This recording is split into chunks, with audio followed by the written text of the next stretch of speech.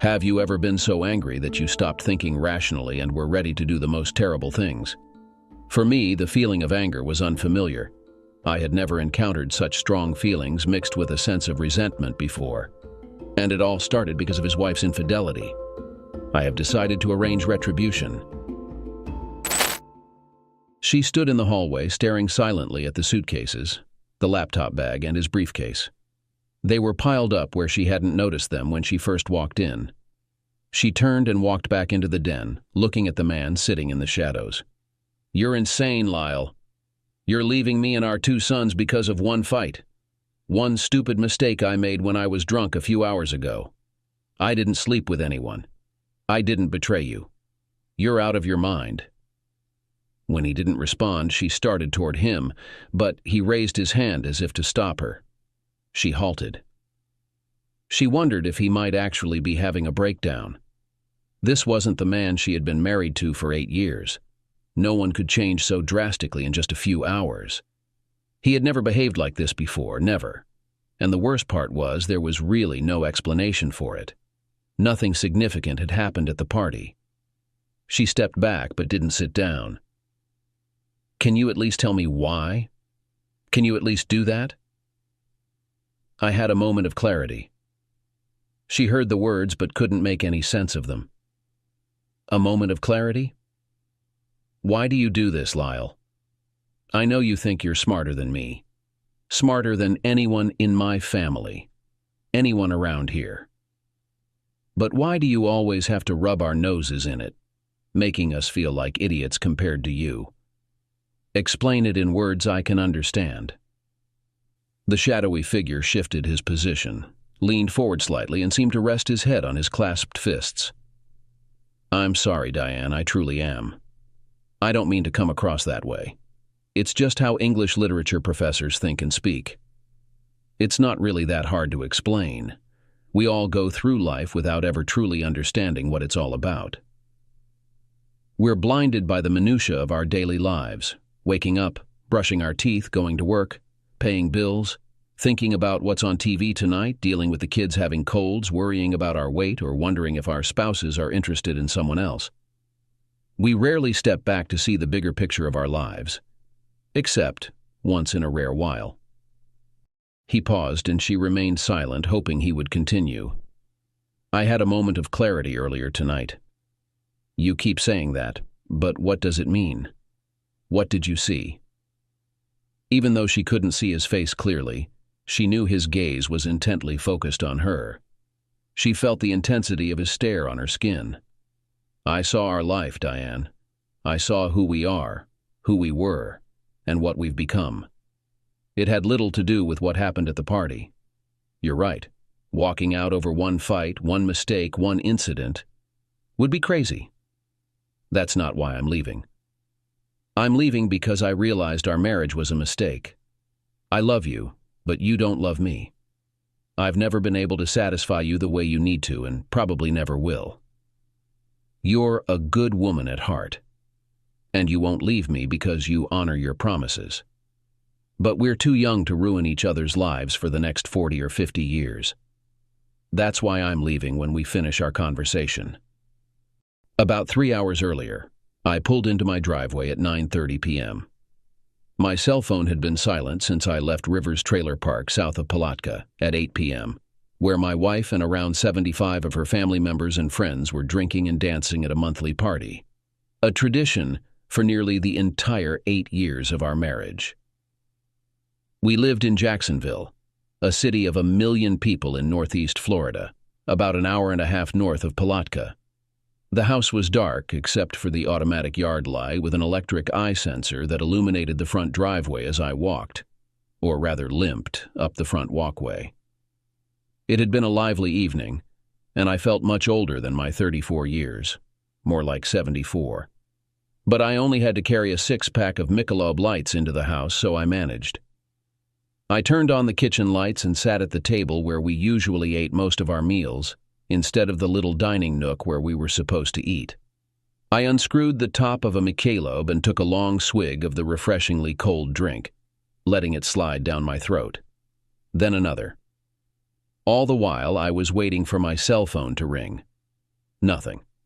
I looked at the crayon drawings 5-year-old Billy had made at school, which were magnetized to the fridge door, and a photo of 7-year-old David catching his first pass at a Pop Warner Pee Wee football game. I felt a slight catch in my throat and consciously fought back tears as I looked at David, a young boy with dark hair, caught in the moment of his first athletic victory. He resembled his mother, with her dark hair and slender frame. Both boys had inherited their mother's dark hair instead of my sandy blonde, and her light brown eyes instead of my icy blue ones. I swallowed hard, pushing down the lump in my throat. They, along with their mother, had been my entire world until just a few hours ago. Now, I was on the verge of losing them all, and it felt like being stuck on a railroad track in the dead of night, staring at an oncoming train, unable to move. I took another swallow and rested my head against the dark-grained wood of the table for a moment. Finishing off the bottle, I forced myself to get up. Sooner or later, the phone would ring, and eventually, the front door would open. There were things I needed to do before that happened. I walked upstairs to the bedroom Diane and I had shared for the 5 years since we moved into this relatively expensive Mandarin neighborhood. We chose the area because of the good schools. I taught an introductory English literature class at Jacksonville University, a small, private, liberal arts college across town, but I preferred the Mandarin neighborhood for the boys, even if it meant enduring a daily, hour-long commute. I opened the closet door and found the 2 suitcases Diane and I had used for our last cruise to the Bahamas 2 years ago. Then I started opening the drawers and taking out as much of my underwear as I could find. I packed a week's worth of slacks, shirts, and suit coats. I reminded myself to pack a razor, toothbrush, toothpaste, some medications, and all the essentials I'd need for a trip away from home. I leaned over the dresser and felt a wave of nausea. I suppressed it. This trip was different. It was permanent.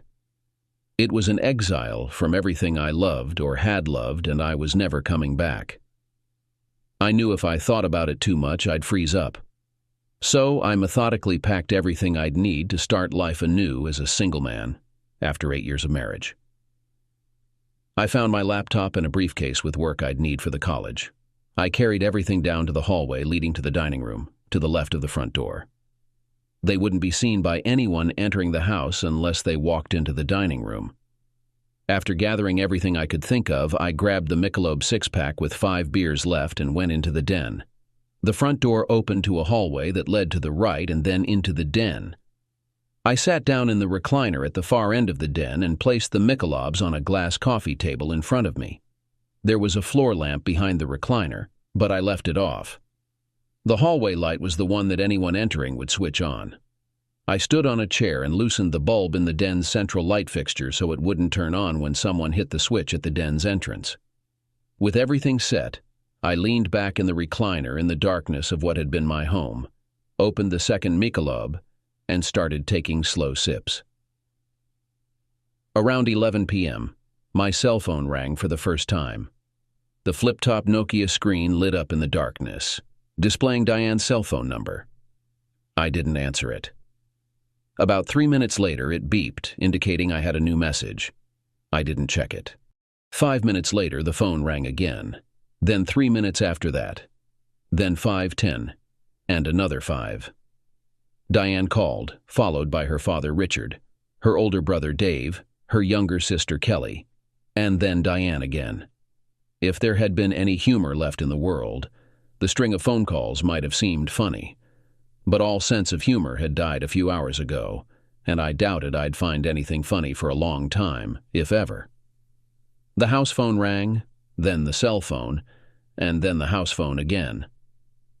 I had just finished my second Michelob and started on the third. Time dragged on, stubbornly refusing to rewind and undo the day that had ruined my life. Even as I wished for that common miracle, I knew deep down that this had been coming for more than just one day. To truly undo the damage, I'd have to rewind at least 8 years, and that was impossible. It was a cool November, but not unpleasant. The RV park and cabins near Lake Como, south of Palatka, were usually nearly empty this time of year. This made it an ideal spot for Richard Carter, his family, and friends to hold their monthly dance get-together parties in peace, without worrying about noise complaints or police interference, allowing everyone to relax. Richard and his wife Ricky had raised 9 children, 8 of whom were still living. When all the kids, along with other family members like uncles and aunts and friends, gathered, the crowd often exceeded 100 adults. Richard and Ricky had built a road-paving asphalt company that made them millionaires by their late 60s. They enjoyed hosting the monthly Saturday parties, which always featured Southern rock, fried chicken, ribs, oysters in season, and plenty of beer and hard liquor to suit everyone's tastes. Diane and I didn't attend every month, but we tried to make it as often as possible. Richard and Ricky had gone out of their way to welcome a Yankee from the foreign land of Massachusetts into their family, even though I knew there were times they found it challenging to understand me and my way of making a living. I didn't sell cars, repair them, build houses, pave parking lots, or earn money in any of the ways everyone else in their group did. Instead, I stood in front of uninterested young men and women and talked about poetry, novels, essays, and subjects that most of the Carter family barely understood and cared about even less. The drinking usually began around noon. There were cabins available for those who needed to sleep off their excess alcohol, along with a few RVs. Diane and I had sent our boys to stay with friends whose parents we trusted. They knew we might return tonight or on Sunday morning. We reciprocated by watching their kids when needed. An old concrete dance pavilion, primarily used during the Carter parties, had a loudspeaker set up. We ate and had a few drinks while people started arriving and began drinking. By 5 p.m., it was dusk. The music was louder, and the drinking had intensified. Diana walked around the room, talking to people, while I stayed at one of the tables, still covered with food, and nibbled a few grapes. In the gathering dusk, she shimmered like a ghost in a flowing white dress that accentuated her beautiful figure. Her long hair was flying behind her, and I couldn't remember ever seeing a more beautiful woman. Sometimes I found myself just watching her for hours at these gatherings. Dancing and drinking weren't my strong suit. I was surprised that an outsider like me had managed to attract her attention among a crowd of eager suitors vying for her favor. As expected, the combination of alcohol, dancing, attractive women, and impatient men created not the most serene atmosphere. One of Kelly's former fans took her to the dance floor and began to dance provocatively with her.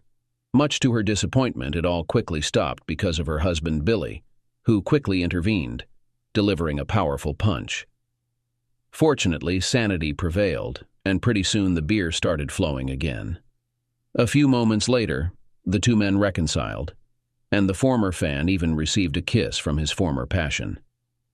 Meanwhile, Billy and Kelly slipped away in search of privacy, as they usually did at every party. The pavilion became increasingly crowded, with even Richard and Ricky swaying to the rhythm of Southern rock. It was then that I realized I'd lost sight of Diane. When I finally spotted her, my stomach knotted. She was engaged in a slow dance with a tall, dark-haired man, wearing a calico shirt and jeans. She seemed to meld into his embrace, his large hands gliding up and down her back, veering dangerously low over her posterior, until she subtly redirected them. Bobby Trescott had been among those vying for her attention before I arrived at the insurance office where she worked to transfer my auto insurance to her company.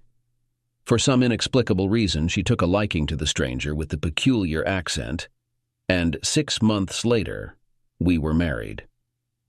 Bobby never took her choice well. Despite his occasional calls and visits, Diane insisted on maintaining a friendship with him, rather than viewing him solely as an ex-boyfriend. At gatherings like these, he inevitably ended up dancing inappropriately close, his hands straying to places they shouldn't, all while making snide remarks directed at me, much to the amusement of onlookers. As I made my way through the dimming light, watching their synchronized movements, envy crept into me. The situation was aggravated by the fact that Diana had drunk a little. When I got to them, I said loud enough for both of them to hear, "Hi, Bobby. Do you mind if I join you?" Diana looked at me guiltlessly and smiled lazily. "Hi, honey. I just danced with Bobby. We have planned this dance. This is the one that was at our graduation. You don't mind if I finish with him, do you? Bobby grinned at me, his hand sliding gently under her blouse. Diana gave him a puzzled look, then looked at me. I tried to decipher her expression. Was she angry at him for his actions or at me for letting it happen? Trying to keep my composure, I fought with all my might. Bobby, take your hand off my wife. His smile widened. Or what, Lyle? Seriously? Who even calls their child Lyle? It sounds like a woman's name. Hi, Lyle. It's so ridiculous. I paused. It's been 2 decades since I last got into a physical altercation. I don't care what you think of my name. Let my wife go. Diana grabbed his hand and forced him to let go. Okay, Bobby, calm down. Why do you always act like a jerk to Lyle? He's my husband. He doesn't like to be rude, unlike you. You're constantly trying to provoke him into a fight because you know you're going to win. It's unfair. And, Lyle, I'm not some fragile little girl. Bobby's a little drunk, but I can handle him. I've known him almost all my life. You don't have to come here and make a scene trying to protect me. Hell, I might even have to protect you. I couldn't believe my ears. I realized that several couples nearby had overheard our conversation and were giggling. What the hell did you just say? Her eyes widened, and I wondered if she realized the meaning of her words. Oh, Lyle, I'm sorry, darling, I didn't mean that.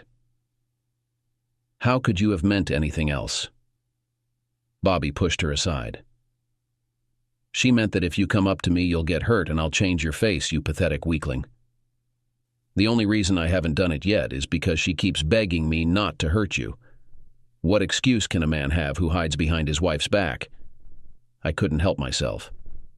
The one who can count beyond 10 without using his fingers, you ignorant bumpkin.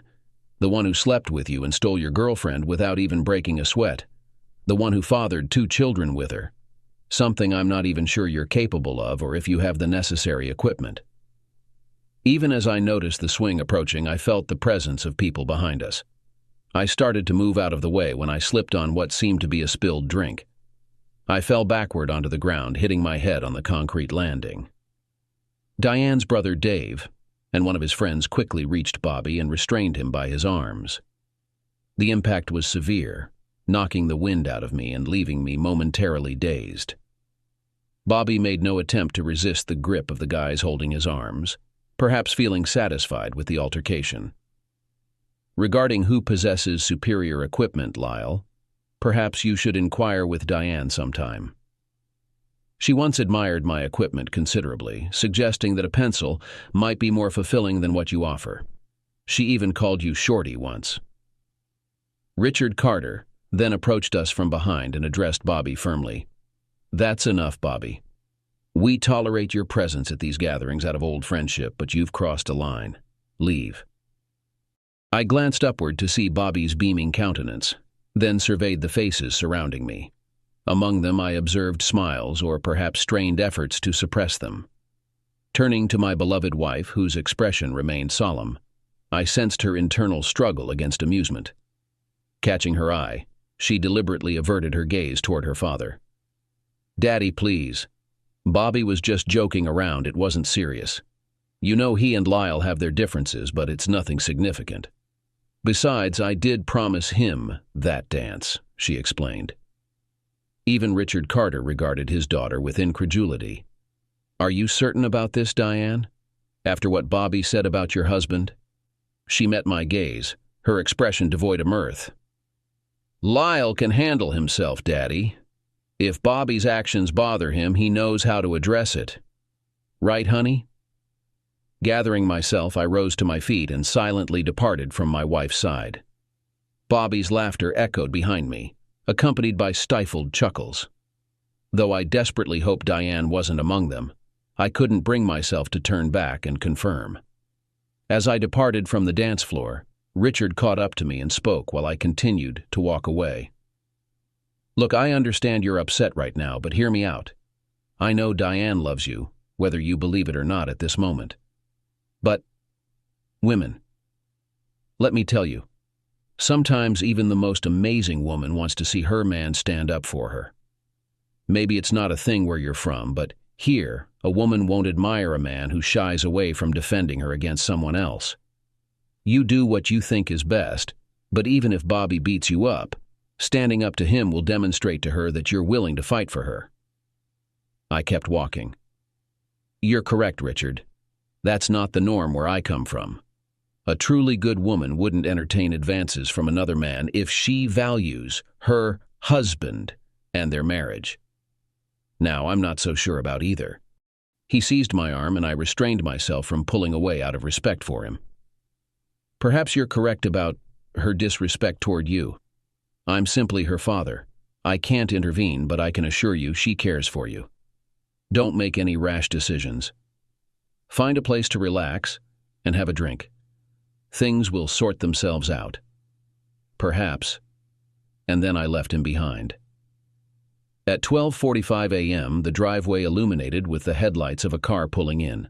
I was down to 1.5 Michelobs and feeling pretty relaxed. Car doors opened. Voices drifted in. I had cracked open the window by the armchair, despite the chill it brought into the house. Due to the slant of the driveway, unless people were whispering, it felt like they were right outside the window and I could catch every word. "He's arrived," announced Big Brother Dave. "Thank goodness. That jerk. He's a pathetic excuse for a man," muttered someone else. "Ease up. You're sober now. After making a scene like that, just be grateful he's here instead of off fooling around with some random woman like most guys would." "You shut it. He's my darn husband. A grown man who sulks and walks away like a baby sucking his thumb whenever he's upset and abandons his wife. What kind of husband does that? The kind whose wife is rubbing herself all over an ex right in front of him, you fool. If you weren't my sister and didn't have those boys, I'd tell him to dump you and find someone who wouldn't embarrass him in public." I couldn't believe my ears. Diane, always the prim church-going Southern girl, had never uttered anything stronger than damn or heck, not even in intimate moments. And now she was dropping the F-bomb? It had truly been an unforgettable night. As the front door swung open, they entered. Moments later, the hallway light spilled into the den, illuminating only its center. I remained cloaked in darkness. Dave led the way into the den, with Diane following closely behind. His gaze found me sitting in the shadows, nestled in the easy chair. He paused for a moment, then greeted me with a simple, "Hi, Lyle." "Hello, Dave." An awkward silence ensued. I refused to be the first to address her. Eventually, she broke it. "Lyle." "Diane," I replied, my tone devoid of emotion. "Are you okay?" Dave inquired. "I'm fine. Thank you," I responded tersely. "You jerk." Her outburst burst forth as if a dam had broken, unable to contain herself any longer. "I love you too, you witch." She tensed up, and if Dave hadn't intervened, I think she would have attacked me.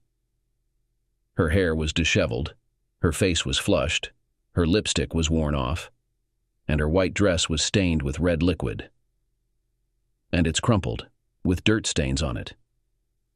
There must have been a real party there after I left. "You're always so smart. You always make snide remarks. You find it funny to leave me without saying a word, disappearing without a trace. What kind of person does that?" "I do not know, probably some cowardly weakling who was too afraid to come face to face with a man who touched his wife with her consent in front of everyone." She blushed with shame, and Dave shot her a disapproving look. "We were terribly worried about you, man," Dave said.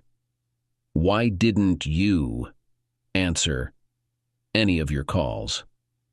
"I didn't want to talk to anyone." He scratched his chin, looking from me to Diana. "Well, I suppose. Then I'll leave you two to talk. It's been a long night, just a hell of a night. I'm getting too old for this nonsense. Are you sure you're okay, Lyle?"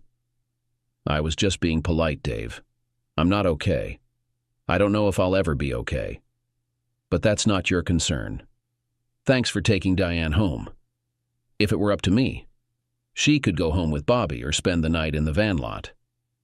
He glanced at both of us again, then simply shook his head before turning his attention to Diane. I suppose I'll take off then, Lyle. Let you two sort things out. Diane, could you walk me out? I could hear them speaking near his Chevy Tahoe. Damn him, Dave. He's such a jerk. Any other guy would have confronted Bobby, or drowned his sorrows in alcohol, or done something human. But no. He just walks away and broods at home. He's not... I would have punched Bobby's lights out, and so would Tommy and most of our friends, but Lyle's not like that. He's not the fighting type. You knew that when you pursued him.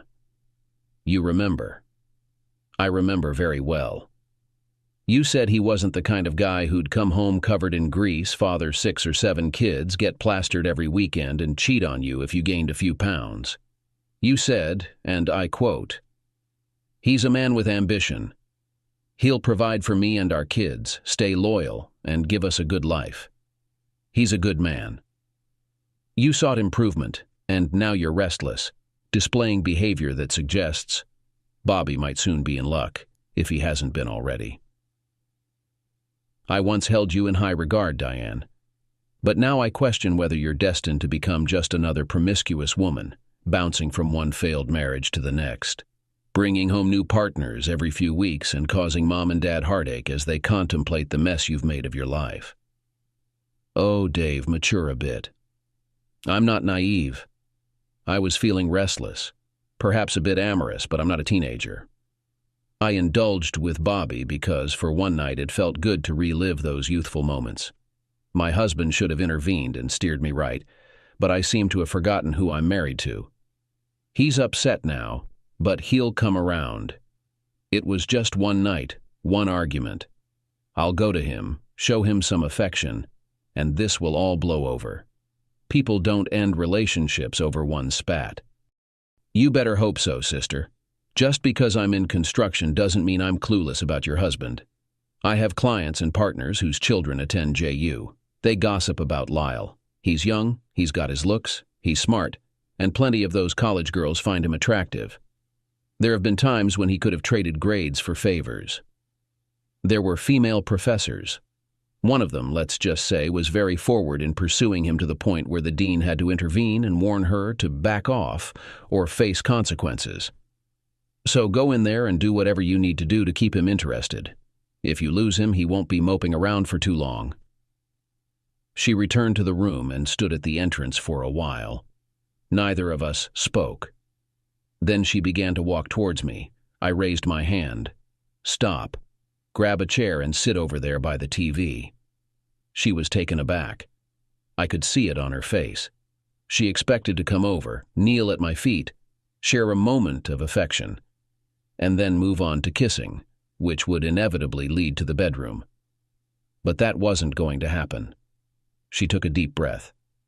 I know, Lyle, I know I behaved horribly out there tonight. You don't need to lecture me, everyone else already has. It's like everyone treats you like family and me like an outsider. But I was drinking, you know that. And Bobby. You know Bobby and I have history. We go way back. We met in elementary school, can you believe it? And you have to understand, he's still in love with me. He never got over me choosing you as my husband. I know it's not right, but sometimes I feel sorry for him. So sorry. So, you're going to ease his pain by sleeping with him. Anger flashed in her eyes. He's hurting. A little bit of flirting makes him feel better. Nothing else was going to happen until you barged in and stirred things up, like a big shot. You didn't need to. He's a friend. You're my husband, the man I love. After a moment, she settled into an uncomfortable straight-back chair, which was exactly what I wanted. Not to change the topic, Diane, but I'm curious about something. I left the campground around 8. My phone didn't start ringing until 11. I understand the campground is vast and busy, but it took you 3 hours after that incident to realize I was gone. It seems you must have been preoccupied with guilt to notice my absence in just 3 hours. I suppose if we hadn't argued, you wouldn't have noticed until the next morning. That speaks volumes about my importance in your life. Anger flashed in her eyes, and she seemed about to retort before something occurred to her, causing her to pause. My goodness, Lyle, you really don't know, do you? Know what? Everything went haywire after you left. I did forget about you, everyone did, for a little while. But it doesn't mean I don't care for you, it's just... Okay. What happened? After that, Bobby and I danced briefly. I know I shouldn't have, but I was really angry with you. I know you don't usually get into fights, but... God. I hate to sound childish, but I was upset that you didn't even confront Bobby. If he had hurt you, I would have been there for you, comforting you. I wanted to be there for you. You're my husband, but you just walked away. So, yeah, I was mad. I danced with him. And you know Bobby, he was drinking. So after a while, he went off to the bathroom. Knowing Bobby, I figured he'd either go to the lake or behind one of the cabins. I started chatting with some people and completely forgot about Bobby for a while. After about 30 minutes, I started to wonder where he went. I wasn't worried about you because you tend to wander off, and we usually reconnect later in the evening. Then, I heard a scream, and everyone started running toward the lake. People were gathered around someone lying on the ground. I tried to get closer, and then I realized it was Bobby. It was awful. His face was covered in blood. One eye was swollen shut. They told me his arm was broken, and he had some broken fingers too. Dave and some others were conversing with him, and I overheard them mentioning the need to contact the sheriff. 3 individuals resembling bikers had confronted Bobby, accusing the older party attendees of ruining their gathering. As the argument escalated, all 3 of them turned on Bobby. He remarked that a few of them would be nursing injuries for a while, but they outnumbered him. Chaos ensued thereafter. We called for medical assistance for Bobby, and the sheriff's office dispatched 3 patrol cars to scour the park, checking if the bikers remained or if anyone else was present. Eventually, people began ensuring that everyone was safe and present. I absorbed her words, and a glaring question crossed my mind. So, it took you 3 hours in total, and sometime after, you found out there were dangerous bikers in the park to start wondering where your beloved husband went. Let me reiterate. I must really hold a high position on your list of important people. She nibbled her lip, avoiding eye contact. It hit me. You weren't at the park, were you? You were with Bobby at the hospital. You had to comfort him, didn't you? She finally met my gaze. He was severely beaten, Lyle. He was in pain, and he asked for my support. I couldn't refuse. No, you couldn't. It seems to be a recurring theme here. You just can't turn Bobby down. Don't do this, Lyle. It was a compassionate, humane gesture. If you weren't so angry with me, you'd understand. Of course he was an old friend you used to be intimate with before I entered the picture. You felt obligated to be there for him when he needed you. You did have a history with him, didn't you? She glanced at the floor, shook her head, then locked eyes with me once more. Yes, Lyle. You remember that. At that time, everything was serious between us, and I was not just a naive girl. We had a physical relationship. Does that calm you down? And before you ask, he was an experienced man. Very experienced. Does this mean that I am promiscuous? What about you? I'm sure you had a lot of women before we got married. Should I feel insecure about every woman you've been with before me? No. That was in the past. This is the present. Yeah. He invited me to accompany him, and I accepted. I held his hand, the one they hadn't injured. There was an ER technician with us, and we were surrounded by people every moment we were at the Palatka ER where they were treating him. Nothing untoward happened, Lyle, and even if we were alone, he had more pressing concerns than pursuing anything with me. You have no reason to be jealous. Did I suggest I was jealous? You didn't have to. I can see it in your expression every time he's around me. I suppose I can't blame you. If you were always around another woman, it would bother me too. Did you ever think about me? She cast her gaze downward again, avoiding eye contact. Lyle, you know that's not a fair question. There was so much going on. Bobby was injured. Everyone was in touch with everyone else. So the answer is no. When did you and who eventually did start wondering about me? She continued to stare at the floor. Bobby and his brother arrived to take him home, while I returned to the campground with Kelly and Billy. Upon my arrival, Daddy approached me, inquiring if I had seen you since. Isn't that touching, Diane? Your father cares enough about me to notice my absence, even before my wife does. Her eyes welled up with tears as she glanced up at me. Keep it up, Lyle. I'm messed up and you're going to make me suffer as much as possible for it. Bravo. Now I feel even worse. Apologies, I suppose a guilty conscience stings, doesn't it? It's difficult for me to relate since I haven't been unfaithful to you. She simply stared at me before dropping her gaze to the floor once more. We both sat in silence for a moment.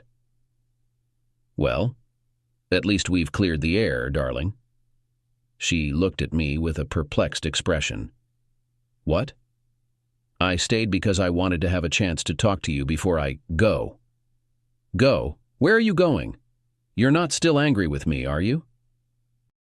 I observed her appearance, unkempt, stained white dress, and perceived an unmatched beauty in that moment. Yet I knew it was fleeting. I need to run an errand I've been postponing to talk to you.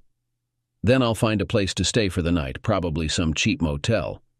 On Monday, I'll sort out a more permanent living arrangement and consult with a lawyer. A place to stay? A lawyer? Lyle, are you serious? What's going on? We had a fight, yes, but I love you. People don't just split up over one argument. What's happened to you? We were happy this morning. What could change in less than a day to make you want to leave me? I didn't respond, only gestured towards the hallway leading to our children's rooms. Go, I insisted. She hesitated, then walked into the other room. I knew she'd find the packed suitcases, the laptop, my briefcase. Returning to the den, she moved slower, shaking her head in disbelief. You're out of your mind, Lyle. You're abandoning me and our sons over one fight. One mistake I made while drunk a few hours ago. I didn't cheat on you. You're irrational. When she approached me without a response, I gestured to halt her once more. She retreated, but remained standing. Why won't you explain? Can't you at least do that? I experienced a moment of clarity. It was evident she didn't grasp my meaning. A moment of clarity. Why do you behave like this, Kyle? I understand you consider yourself more intelligent than me, than anyone in my family, anyone around here. But why must you continually remind us of our inferiority? Express it in terms I can comprehend. She was correct. I had taken my intellectual superiority over Diane and her family for granted. I had never fully realized how much of a jerk I was for simply working with my mind instead of my hands and surpassing the educational achievements of Diane's family. I apologize, Diane. Truly I do. My actions weren't intentional. It's just that this is how English literature professors tend to think and communicate. It's not overly complicated to explain, really. We, all of us, go through life without truly grasping its essence. We're consumed by the trivialities of our daily routines. Waking up, brushing our teeth, going to work, paying bills, pondering what's on TV tonight, dealing with our children's illnesses, worrying about weight gain, or if our partners are straying. Rarely do we pause to gain perspective on the trajectory of our lives. However, there are moments, albeit infrequent, when we do. Pausing briefly, I continued. I experienced such a moment of clarity earlier tonight. You keep mentioning that, but what does it entail? What did you realize? I had to struggle to articulate my thoughts. It was the most difficult speech I had ever given, and would ever give, because I was aware that I was bringing an end to our life together, ending my life with the two boys I cherished more than anything else. but she deserved to understand why I was walking away. I envisioned our life, Diane. I saw who we were, what we had been, and what we had become. It was hardly influenced by what transpired at the party. You're correct. Leaving over one argument, one mistake, one event, would be irrational. That's not my reason for leaving.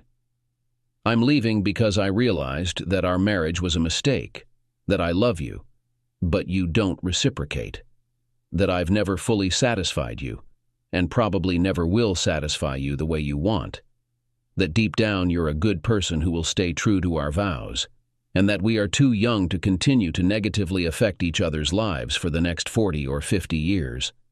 That's why I'm leaving after we conclude this conversation. She shook her head once more, and this time tears began to fall. I understood she wept for life coming to an end, much like mine. The absence of reciprocal love didn't negate its existence. It simply wasn't sufficient. How can you speak so harshly, Lyle? How can you be so unkind? Look at me, Diane. Answer me honestly, and if I'm mistaken, I'll reconsider my words. A flicker of dread passed over her expression, indicating she anticipated my inquiries. Have you ever been unfaithful to me, darling? Have you been involved with another man since we wed? She remained silent. The expression on her face was a response in itself. Thank you. This is one of the reasons I cherish you. You could have deceived me or offered half-truths, but you're too virtuous. You're incapable of dishonesty, yet you also refuse to disclose the truth that would shatter me. But we both know the answer. Your silence speaks volumes. And the second question. Do you have romantic feelings for me, Diane? I care deeply for you, Lyle. How could you even doubt that? Regardless of anything else, you have to understand that I care for you. But that's not what I'm asking, Diane. Are you romantically in love with me? I'm not sure I follow. You love your family, your parents, our children, your siblings. I know you'd do anything for them. But being romantically in love is different. It's that feeling of breath catching in your throat when you see a person, the way your heart races when they're near, the desire that consumes you when they're away. It's how I feel about you. I'm not sure if you felt that way when we were married, but I know you don't feel it now. You could be a great sister to me, but you're not a wife. Is that all? She got up and walked towards me. Is this all about intimacy, Lyle? Is that what it comes down to? You're upset because I'm not some vixen in bed with you. I know that I don't often get complete satisfaction, but I enjoy our closeness. It doesn't have to be fireworks, it can be quiet. But it makes sense. I got up and went out into the bright light to get closer to her. When they merged into a circle of light, her breath caught in her throat and she staggered back. Oh my God, she exclaimed. Diana, you've never had fun with me, do you know that? You've never screamed with pleasure like you did with someone else. You just like being there, and you let me control you. Do you really believe that I don't care, that you don't care about me in this regard? She halted her retreat and extended a trembling hand, delicately brushing one side of my face.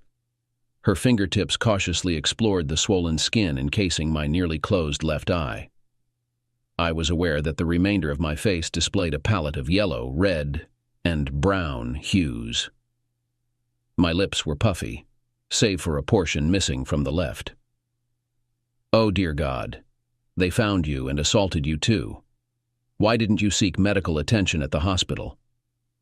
I attempted a smile, which, judging by Diane's horrified expression, must have been quite unnerving. You should see the other person. As comprehension slowly dawned on her face, I realized she was grasping the significance of my injuries. In the darkness by the lakeside of the RV park, I stood, immersed in the music, imagining faint echoes of laughter from Diane and Bobby's vicinity. I didn't need to return to confirm she was dancing with him. I could have confronted Bobby then and there. I'd been through fights before, back when I roamed the streets of South Boston as a fatherless youth. I'd taken my fair share of beatings, struggling to keep up with older, stronger kids until my mother decided to relocate us to a quieter town south of Boston, away from the gangs. I didn't fear the prospect of another beating. It was almost expected, given that I knew I wasn't a match for him in a fair fight. He had the size, strength, and undoubtedly the toughness of someone who made a living commanding a classroom, unlike me. Yet what truly unsettled me was the defiance in Diane's gaze as she silently urged me to act against Bobby's insults, the way she allowed his touch to linger, his hands wandering over her with unsettling familiarity. I believe I'd always had a sense of it, but now I couldn't ignore the undeniable truth that he was intimately involved with her. At some point, somewhere, another man had taken the central role in my life, while she shared with him aspects she'd never shared with me. How does one carry on with a life built upon deceit? Leaning against a tree, I gazed up at the overcast night sky, pondering how to redirect a life that had veered off course and set it straight again. How does one find it in themselves to forgive a woman who constitutes their entire world, knowing she's giving herself both physically and perhaps emotionally to another man? I wondered if they ridiculed me in their moments together. Had she truly belittled me as insignificant? Was I truly lacking? Or was he simply exceptional? I never considered myself inadequate in that regard. At least I'd never received any complaints. I heard the rustling of someone stumbling through weeds and colliding with trees as they staggered toward the lake. Halting about 12 feet from me, facing the dark expanse of water, he didn't even glance back at me but unzipped his trousers and relieved himself. Even from behind, I recognized him immediately. I had no intention of acting. Resorting to physical confrontation was a cowardly approach, and it never really solved anything. So imagine my amazement when he finished putting himself in order and turned to leave. I instinctively hit him on the cheek with all my might, giving additional force to the blow as I ran past. He turned around and collapsed without a word. Before he could get up on all fours, I gave him a powerful kick. This time he screamed loudly. Trying to kick again, he managed to bend just enough to deflect the blow with his hip, grabbed my leg as I stepped back, and losing his balance, threw me back. While I was propped up on my elbows and peering into the darkness trying to get my bearings, he got up on all fours. "I'll be damned, Lyle. I didn't think you were capable of this, you coward. Of course you had to catch me off guard, but at least you had the courage to try. But now I'm going to make you regret it a lot, and I'm going to be clean. Because I'm going to make sure that everyone, including Diana, finds out how you set me up." When I tried to get up, he rushed at me. I was overwhelmed by his big and heavy body and struggled to break free. Rising slightly, he made the first lunge. I didn't expect a blow, but the pain was so intense, as if I had been hit with a metal baton. My ears rang and my vision went dark for a moment, then a sharp blow to the nose. Before I could recover, another blow followed, momentarily blinding me. With a sudden instinctive movement, I narrowly avoided his next blow, causing him to lose his balance and topple over. Taking advantage of the opportunity, I quickly jumped to my feet and struck him with the sole of my shoe. He fell over backwards, making wheezing and inarticulate noises. I tried to throw another punch, but he skillfully dodged it. Instead, hit me hard with his big fist and then pushed me away from him. Gasping for air, I collapsed backwards. This beast has inflicted serious injuries on me. He rolled backwards, getting up on all fours. In the dim light, his disfigured nose and grunting resembled a formidable wild boar that I once hunted with Richard Clark. There was an inhuman look in his eyes that filled me with horror. It was clear that he didn't just want to hurt me. He seemed unstable, and I began to worry about my life. I knew I had to stand my ground. I couldn't let him get the better of me again. If he had managed to knock me down this time, his superior weight and strength would undoubtedly have crushed me. I never realized I had it in me, but when he made a sudden move towards me, I instinctively dodged out of the way. He landed on his hands and knees, struggling to regain balance. Without thinking, I acted on reflex, perhaps recalling a move from a martial arts or UFC match I'd seen before. Seizing his right arm, I pinned it out and brought both knees down with all my weight onto his back elbow and upper arms. There was a sickening sound, maybe multiple, as something snapped, eliciting a scream from him. Despite his attempts to shake me off, I clung on relentlessly like a bull terrier, repeatedly applying pressure to his arm. As he flipped onto his back, I shifted my weight onto his elbow and upper arm from the other side. His attempts to scream were stifled. His breathing labored. I continued to strike his elbow with my knee, then leaned into it with all my weight while he squirmed like a hooked fish. Eventually, I released him and collapsed backward, unafraid. He cradled his injured arm, rolling back and forth in agony on the grass, gasping and crying. I probably should have felt worse for my actions towards him, but he betrayed me by stealing my wife, which probably ruined my marriage and led to me losing custody of my 2 sons. So I tried my best to feign remorse. As he groaned, I heard the distant echo of southern rock music coming from the neighborhood. There were no cries for help, nor any signs of anyone nearby. Turning to him, I grabbed his injured right arm. He tried to hit me, but pulling his hand back violently, he heard screams and his resistance stopped. "You're a jerk. You've already hurt my arm. I give up, damn it. You've won. I need help. I need to go to the hospital. Soon, Bobby. But first we need to settle something else. To hell with it. I'll call for help myself." After a couple of punches, he changed his mind. I grabbed his right arm and pulled it away from his body, overcoming his weak resistance. Grabbing his little finger with my right hand and holding his hand with my left, I bent down. "I'm going to ask you some questions, Bobby, and you're going to tell me the truth." "No, no, no. Leave me alone. Go to hell, you whiner." I grabbed his little finger tightly and pulled him back until I heard a crunch. His eyes widened, and he would have screamed if I hadn't shut him up with my fist. He coughed.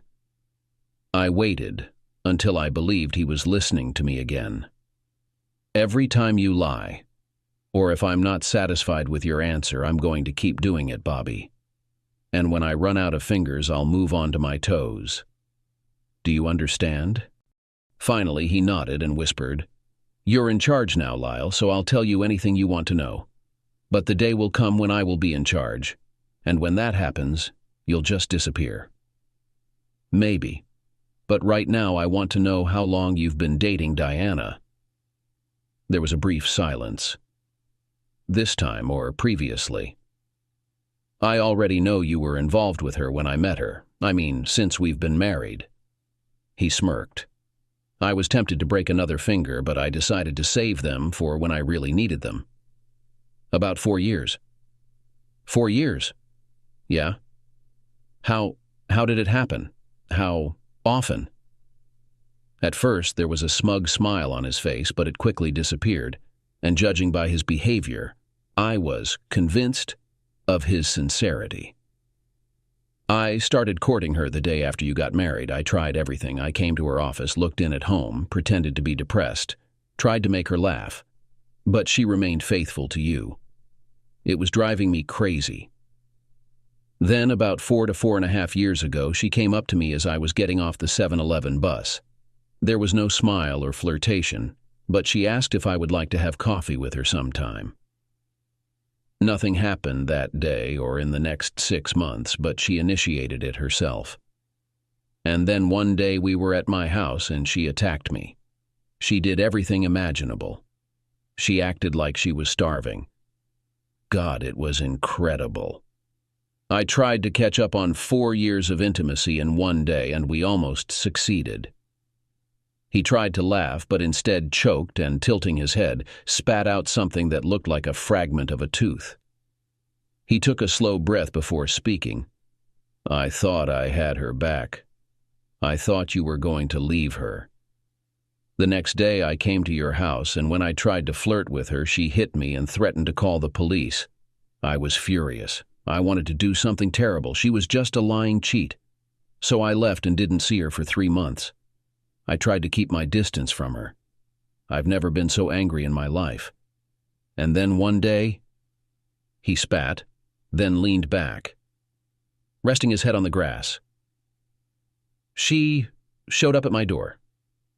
Without saying a word, she knelt down and, you know, we spent 48 hours together. She told me that you took the boys to visit your mom in Massachusetts and will be away for a week. We've been doing this for 5 days in a row. He shook his head, putting on an almost friendly smile, a man-to-man gesture, despite the fact that his face was disfigured. We become idiots when it comes to women throwing themselves at us. I thought she was with me again, but as soon as you came back, she ignored me. When I went to see her while you were there, she was friendly, but nothing more. No touching, no intimacy. He tried to move his hand, which I was clutching tightly, but flinched at the slightest pressure. And this has been the case for the last 4 years. Every few months she comes back. We lose our minds for a day or two. And then she comes back to you as if nothing had happened. I attempted to comprehend what he had disclosed to me. This wasn't merely a one-night affair. 4 years. 4 damn years she had been betraying me. Living a comfortable life with a man who didn't have it under his nails, providing her with everything she desired, while all she had to endure was his dull company. He yelled once more and thrashed upwards, but I managed to restrain him until he ceased trembling. Apologies for that. I didn't intend to snap like that. It was just a momentary lapse. I'll make you suffer slowly. I didn't want to hear it, but it was inevitable, like reopening a painful wound. I had to. I seized another finger, and he nearly attempted to strike me awkwardly before realizing I could continue to inflict pain, rendering him powerless. So she stuck with me for the money? Otherwise, she would have left me for your well-endowed self. Is that the gist? He softly groaned and then took me by surprise by bursting into laughter. You're a complete idiot. Can't you understand? What am I missing? She's never been interested in your money, asshole. I work with heavy machinery and earn almost as much as you do, judging by what she once mentioned in bed. And you know that Richard and Ricky agreed to split their fortune before they went broke. In a few years, she will have more than enough money to surpass you. Financially, you are not a great success. Then why? She loves you, you fucking idiot. Why, I'll never understand. Does she love me? Is that why she sleeps with you? For God's sake. You don't understand anything at all, do you? One day she said she would take a nap while you were in bed. That's how uninteresting you are. She tries to be faithful to you, but eventually gets so desperate that she comes to me. And I'm giving her what she needs. She was the coolest woman I've ever been with, and you drive her to the point where she falls asleep. At that moment, he looked at me, and for the first time in my life, I was tempted to do something terrible to him. I could probably do that. Instead, I contented myself with snapping another finger and then pressing my forearm against his throat to stifle his scream. Then he loosened his grip and reached for his trousers where he had his instrument. Despite his attempts to resist, I pulled out his instrument and gripped it tightly. Please, he said. What do you want? I asked, pressing harder. It occurred to me, lover boy, that maybe I won't be able to satisfy her the way you do. But I can definitely guarantee that you will never be able to satisfy her or any other woman again. Just do it the right way, or use that penknife I have in my left pocket. Do you remember that guy whose wife tore off his instrument many years ago? He became an actor in adult films after he was put back on. Well, I'm thinking of walking around the lake, throwing it into the water, and if I'm lucky, some bass or turtle will swallow the damn thing. Yes, it sounds tempting. I enjoyed the fear on his face. For the first time, I felt like I had broken through his defenses. He really believed that I would do something like this to him. Suddenly, I felt sick.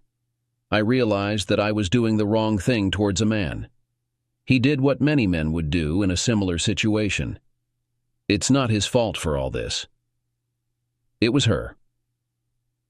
I let go of his tool and he tried to roll away from me. Getting to my feet, I let his hand fall to the ground. When I started to leave, he said, "You think I'm a villain. I'm the jerk who stole your wife and ruined your perfect marriage." Without turning around, I heard something that sounded like tears. "You're the one who ruined it all. She was going to marry me, you know? She was going to. Your 2 sons would be mine. She loved me, or would have done it. We've been inseparable since junior high school. We were soulmates. We would be happy. And then you showed up with your sharp mind and good looks, introducing her to things she never knew or even dreamed of. You tricked her into thinking that you were her only one. I turned to face him. You ignorant fool. I'm the best thing that ever happened to her. You've always resented that I took her away from you. Well, I suppose you're right, clever one. Look at how happy she is now, and everyone else too. She's tried to love you and endure a sexless existence, to stay in a marriage that's slowly destroying her. I lost the woman I loved and deserved. I have to sneak around just to see her and watch her leave these gatherings with you. And you pitiful soul. You'll always be second-rate in bed compared to me. Every time you touch her for the rest of your life, you'll know she's yearning for me. I couldn't bear that. But perhaps a coward like you might even relish it. She stared at me intently. I guess he couldn't accept that one guy with a small tool could get him into so much trouble, so he came up with this story about rude bikers. Is that the reason? He trusted me in everything, Diana. And I believe him.